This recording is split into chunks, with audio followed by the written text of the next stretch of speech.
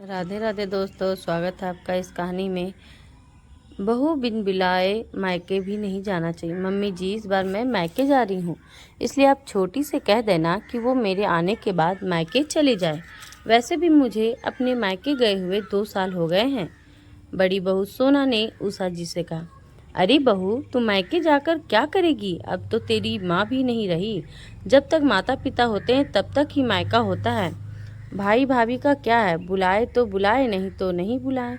और वैसे मायके कोई प्रोग्राम तो है नहीं, अभी छोटी को ही जाने दे, उषा जी ने कहा। नहीं मम्मी जी, हर बार मैं यही सोचकर रह जाती हूँ, लेकिन इस बार नहीं। इस बार तो मैं मायके जरूर जाऊंगी। जब छोटी मायके जाती है तो मेरा भी मन करता है मायके जाने का, सोना ने कहा।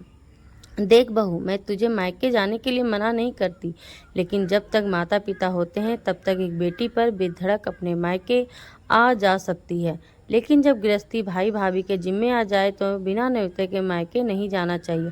इससे अपनी ही इज्जत घटती है, उषा जी ने समझाना चाहा। मम्मी जी, भाई भाभी तो मेरे ही है ना। भाई तो मेरे साथ ही पल कर बड़ा हुआ है। बचपन से हम में कितना प्रेम था, फिर इतना सब क्या सोचना।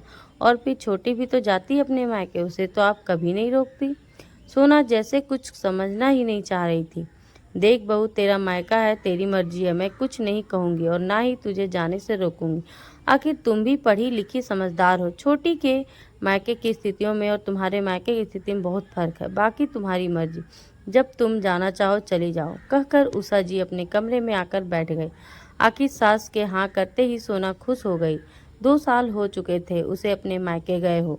आखिर बार मम्मी के परलोक गमन पर गई थी, उसके बाद तो मायके जा ही नहीं पाई। देवरानी को मायके जाते देखती तो उसका मन भी करता जाने का, पर सासू माँ थी कि जाने ही नहीं देती। कभी किस बहाने से रोक लेती तो कभी किस बहाने से। लेकिन इस बार तो सोना ठान कर बैठी थी कि चाहे कुछ भी हो जाए उसे मायके जाना है। खैर, सोना ने अपने मायके में आकर फटाफट अपना सामान पैक कर लिया और अपनी बेटी के स्कूल से आने का इंतजार करने लगी। आखिर उसे भी तो अपने साथ लेकर जाती। खैर, जब उसकी 13 वर्ष से बेटी स्कूल से आई तो उसने खुशी खुशी उसे बताया कि वो मामा मामी के घर जा रहे हैं। पर यह सुनकर बेटी ने जाने से इनकार कर दिया। मम्मी, मैं नहीं जाऊंगी, वैसे भी मैं वहाँ अकेली बोर हो जाती हूँ। मामा जी की दोनों बेटियां तो अपनी क्लासेस में बिजी रहती है, मेरे साथ कोई खेलने वाला भी नहीं होता।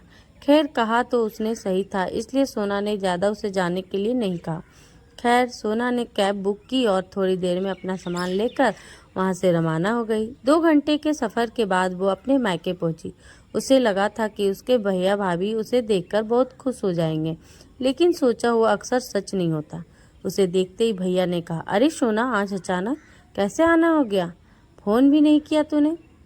भैया का सवाल सुनते ही सोना के चेहरे की खुशी गायब हो गई। हाँ भैया, वो आप लोगों से मिलने का बड़ा मन था, इसलिए बिना फोन किए ही आ गई, सोना ने कहा। अच्छा अच्छा, अब आ गई हो तो बैठो। आप, मैं चाय नाश्ता लेकर आई। वैसे हमारा बाहर जाने का प्लान था, अचानक भाभी ने कहा। फिर उसके साथ उसका सामान देखकर भाभी बोली, अरे आप यहाँ क्या रहने के सवाल को सुनकर सोना सकपका गई। उसे लगा कि उसने बिना फोन किए अचानक आकर सबसे बड़ी गलती कर दी। लेकिन तभी भाभी बोली, वो क्या है ना, मैं कुछ दिनों के लिए अपने मायके जा रही हूँ।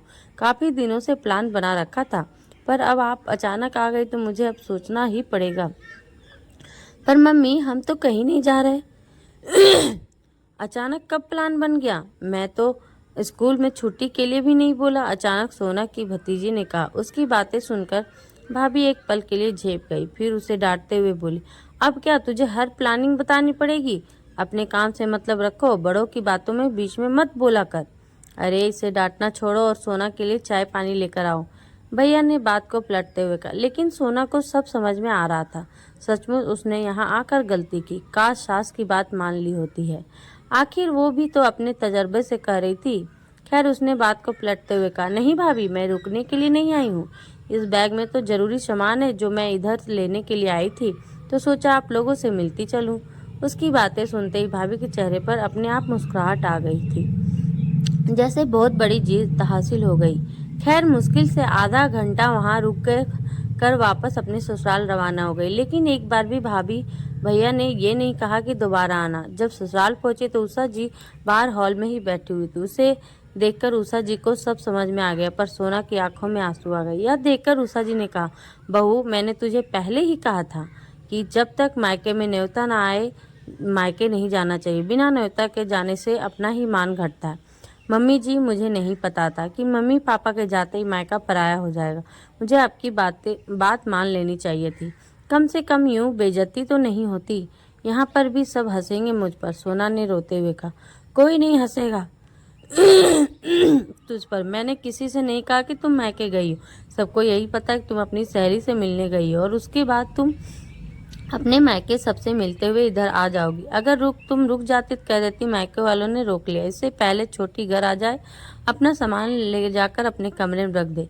उषा जी ने कहा तो सोना को थोड़ी तसल्ली आई। यह देखकर उषा जी ने कहा, देख बहू, जब तक तेरे माता पिता थे तब मैंने तुझे कभी मायके जाने से नहीं रोका, लेकिन मैं अपने अनुभव से कह रही हूँ कि जब तक भाई भाभी खुद ना बुलाए तो मायके मत जाना। अरे बिना बुलाए तो कहीं नहीं जाना चाहिए, चाहे वो मायका हो या ससुराल।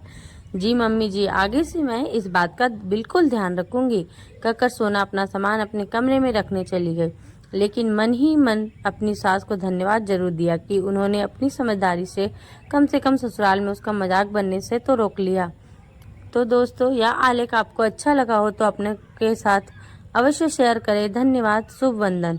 हर दिन कुछ नया, हर दिन कुछ सच्चा। बस जुड़े रहिए। आपकी उम्मीद हमारी प्रेरणा। ये सभी कहानियाँ सोशल मीडिया से संभाल ली जाती है।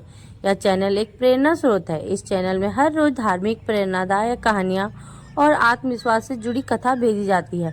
कृपया इस चैनल को ग्रुप में डालें, ज्वाइन करें और अपने प्रियजनों को शेयर करें। प्रेरणादायक, शिक्षा पर, इमोशनल, पारिवारिक कहानियों के लिए हमारे चैनल को जरूर सब्सक्राइब करें। धन्यवाद। मिलते हैं अगली कहानी में। ये हमारा चैनल है कहानी वॉइस डॉली।